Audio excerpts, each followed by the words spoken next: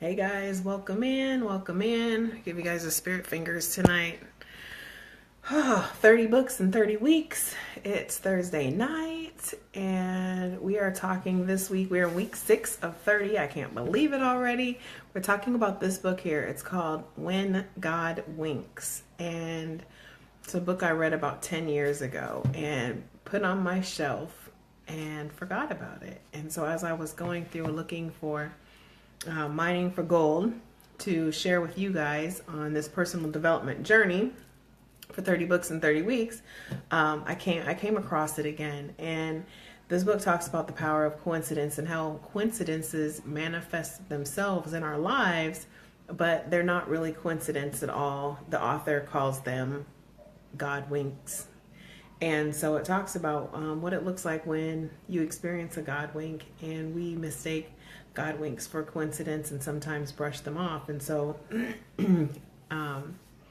make sure you join as you're coming in. Make sure you invite some other people in to join, because we're going to dive into this tonight, and I'm going to talk about one of my very, very favorite movies and one of my very favorite scenes in the movie and how it applies to this book. And it's actually one of the stories that the author shares in this book, which I had forgot about. So if you're joining in for the first time and you don't know who I am or what I do, my name is Marcy Batiste.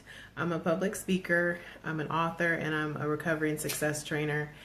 And I live life on Mars. I'm sold out to my happiness, and I love helping women shine.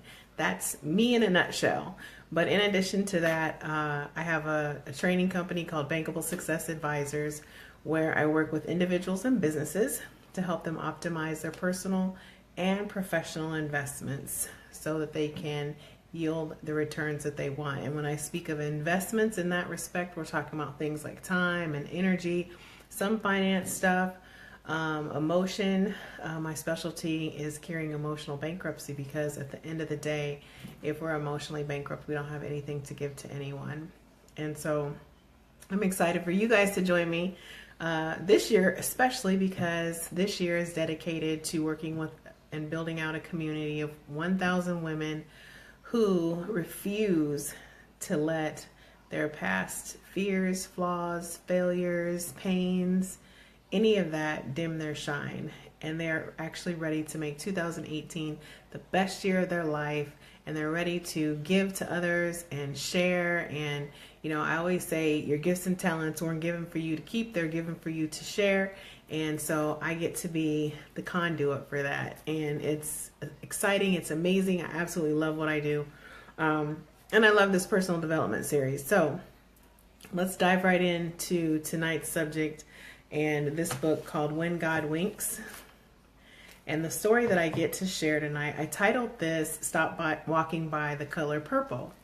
And one of my very, very, very favorite movies of all time is The Color Purple. I've probably seen that movie I probably saw it about 100 times in the movie theater, and I've probably seen it over the years another 200 times, literally. I can recite scenes out of the movie. I'm obsessed with that movie. I was actually working in a movie theater. It was one of my very first jobs back when that came out. That tells you how old I am and how old that movie is. But Sophia was one of my favorite characters, and Sophia was played by Oprah Winfrey. And Oprah happens to be one of my favorite idols as well. I think she's an incredible businesswoman. She's an amazing talent.